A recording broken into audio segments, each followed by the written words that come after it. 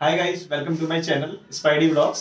आज हमारे साथ हैं हर्षवर्धन और इन्होंने अपनी इंजीनियरिंग करी हुई है, सिविल इंजीनियर है, 2022 पास आउट और कैट में इनके परसेंटाइल है 95 पॉइंट समथिंग। कुछ कितने परसेंटाइल थे आप? 95.38 परसेंटाइल। तो आज हम ये वीडियो हमारी आईएमटी गाजियाबाद के इंटरव्यू रिव्यू पर होने वाली है पूरी की पूरी। इनका कल स्लॉट था और कल का इनका इंटरव्यू डेट था, कल इनका इंटरव्यू कंप्लीट हुआ, तो ये अपना पूरा की पूरा रिव्यू शेयर करेंगे हमारे साथ और आप लोगों के साथ। तो हेलो गाइस, सबसे पहले आईएमटी गाजियाबाद का जो इंटरव्यू प्रोसेस था वो मुझे सबसे कन्वीनियंट लगा, क्योंकि इसमें मुझे सिर्फ कुछ इनके साइट पे जाके सब कुछ करना पड़ा और सारे प्रोसेस इनके साइट पे हो गया। कहीं एक्स्ट्रा जूम मीटिंग लिंक कुछ भी एक्स्ट्रा इन्होंने इंक्लूड नहीं किया था अपने पीआई प्रोसेस में और वैट प्रोसेस में। तो इसमें कुछ मिस होने के चांसेस नहीं है, जैसे स्नैप में चीजें मिस हो जाती हैं, जूम लिंक्स अलग आते हैं, वैट का लिंक अलग है, पीआई का लिंक अलग है। इनकी चीजें जो उनकी सारी साइट पे ही होती है, रजिस्ट्रेशन प्रोसेस लेकर सारा क्रिटिकल थिंकिंग टेस्ट और पीआई वाई सब इनके प्रॉपर साइट पे ही होगा, आईएमटी गाजियाबाद के कैंडिडेट पोर्टल पे। तो आपका क्या स्लॉट था? आपका मॉर्निंग? मेरा था आफ्टरनून स्लॉट था, आफ्टरनून स्लॉट जो कि 12 से 6 बजे तक इनके अनुसार था। तो 12 बजे से मेरा प्रोसेस स्टार्ट हुआ। सबसे पहले 12 बजे जो है मैंने एक रजिस्टर किया, तो मुझे सीरियल नंबर और पैनल नंबर दिया गया, जिसमें मेरा पैनल नंबर था कुछ और सीरियल नंबर मेरा थर्ड था।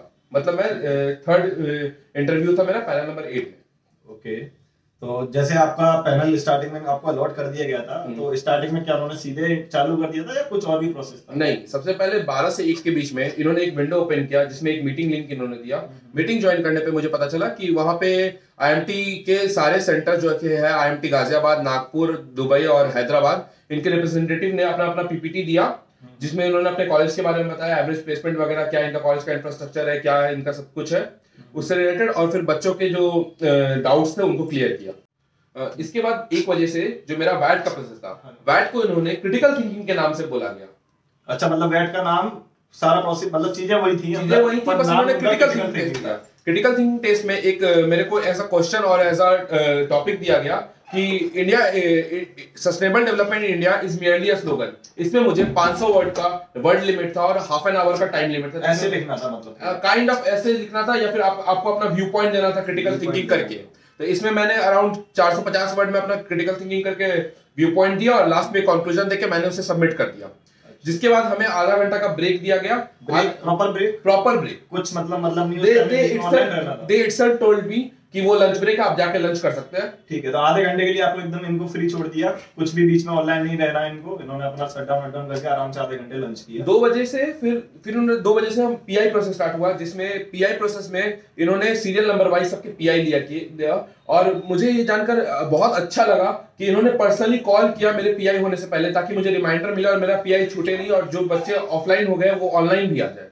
अच्छा, तो इन लोगों को रिमाइंडर भी दिया गया था? ऐसा नहीं है कि इनसे कुछ मिस हो जाए ना वापस आधे घंटे बाद खुद आना है, नहीं, इनको बाकायदा रिमाइंडर दिया गया, कॉल करके बताया गया कि आ जाइए उसके बाद लिंक ज्वाइन करिए। लिंक ज्वाइन करने के बाद अराउंड मुझे 2:20 में लिंक ज्वाइन किया मैंने, मुझे कॉल आया था। उसके बाद मुझे अराउंड 20 मिनट वेटिंग टाइम हुआ, 20 मिनट मैंने वेट किया। उसके बाद 2:40 से मेरा इंटरव्यू स्टार्ट हुआ। 20 मिनट वेट करना पड़ा? 20 मिनट वेट करना पड़ा अराउंड। मे बी किसी का इंटरव्यू चल रहा हो, बट उन्होंने वेटिंग रूम में मुझे रखा। ठीक है, तो 2:40 से मेरा इंटरव्यू स्टार्ट हुआ, वो अराउंड 20 से 25 मिनट तक चला। 3:05 तक मेरा इंटरव्यू प्रोसेस पूरा खत्म हो गया। 25 मिनट का आपका इंटरव्यू प्रोसेस हुआ? पूरा इंटरव्यू चला 25 मिनट। ठीक है, तो इंटरव्यू का आपकी स्टार्टिंग कैसे हुई? क्या क्या आपसे पूछा गया उसमें? इंटरव्यू के स्टार्टिंग में सबसे पहले मेरा जो एक टूर्नामेंट हुआ था मेरे कॉलेज में, जो कि मिनिस्ट्री ऑफ टूरिज्म ने कंडक्ट करवाया था, वो इंटर कॉलेज टूर्नामेंट था, जिसमें बहुत सारे कॉलेज से पार्टिसिपेट किया था। उससे रिलेटेड मेरा सवाल था कि उसमें सिविल इंजीनियरिंग का कुछ कंस्ट्रक्शन था, तो उसमें मेरा इनोवेशन पूछा गया। अच्छा, मतलब जो आपने एक्टिविटी जो आपने कॉलेज में कर रखी थी, which was inter college level, जो उसने पूछा मेरे से, इंटर कॉलेज लेवल की आपकी एक्टिविटी, उससे रिलेट सीधा स्टार्टिंग यही से किया। फिर उन्होंने मेरे बारे में थोड़ा इंट्रोडक्शन लिया और फिर मेरे से पूछा गया कि व्हाई एमबीए, क्यों एमबीए किया है। फिर इसके बाद जो पैनलिस्ट था वो मुझे पता चला कि वो मेरे होम टाउन पटना का ही था, तो उनसे थोड़ी बॉन्डिंग अच्छी हो गई, तो वो फिर मेरा इंटरव्यू थोड़ा सा स्मूथ होने लगा। अच्छा, इस चीज का भी फर्क पड़ता है? फिर फर्क पड़ा मुझे। और फिर मेरे एरिया ऑफ इंटरेस्ट पे सवाल आ गया। मेरा एरिया ऑफ इंटरेस्ट था football and Indian automobile industry. तो जैसे आपका एरिया ऑफ इंटरेस्ट फुटबॉल था, कि आपसे इंटरनेशनल टाइप के क्वेश्चंस भी पूछे गए या हमारे कंट्री तक लिमिटेड थे? नहीं, इंटरनेशनल लेवल क्वेश्चंस भी थे। मेरा एक सवाल था फुटबॉल से रिलेटेड कि सॉकर, अमेरिकन सॉकर और फुटबॉल में क्या डिफरेंस होता है। तो this was one of the major questions in my area of interest. And इसके बाद मुझे एकदम हैरानी हुई जान के कि एक और पैनलिस्ट था जो बिहाइंड द स्क्रीन था, जिसके बारे में मुझे कुछ भी नहीं पता वो आपको स्क्रीन पर नहीं दिख रहा था? स्क्रीन पे भी नहीं दिख रहा था। There was only one panellist at a time at the screen. जब दूसरा पैनलिस्ट भी आया तो पहला पैनलिस्ट चला गया था, वो बैकग्राउंड में ही था, उसका भी मुझे रिएक्शन रिव्यू कुछ नहीं पता चला। अच्छा, एक टाइम पे एक पैनलिस्ट थे, लेकिन वो दोनों मेरे सवाल को सुन रहे थे। ओके, तो दूसरा जो पैनलिस्ट आया तो उसने क्या? दूसरा पैनलिस्ट जो है वो थोड़ा रिग्रेस था, जो वो थोड़ा मेरे से टफ सवाल पूछा और मेरे टाइप कुछ no he wasn't agree, he was polite, but the thing is उसके सवाल जो थे थोड़े डिफिकल्ट थे और उसने मुझे बहुत कंफ्यूज करने की कोशिश की। अच्छा।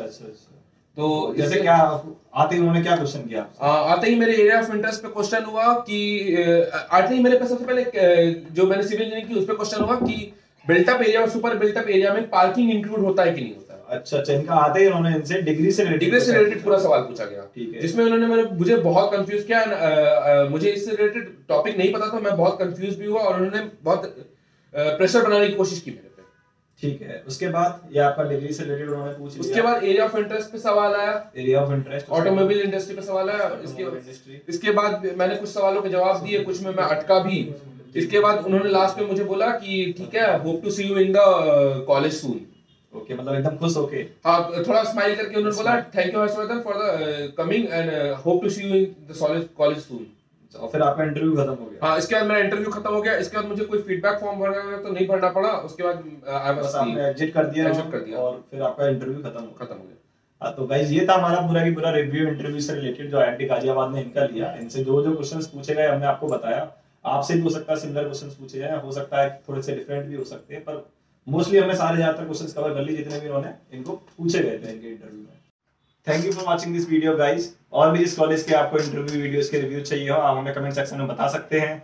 और ऐसी और भी हमारी इन्फॉर्मेटिव वीडियोस को देखने के लिए आप हमारे वीडियोस को लाइक कीजिए, शेयर कीजिए और हमारे चैनल को सब्सक्राइब कीजिए।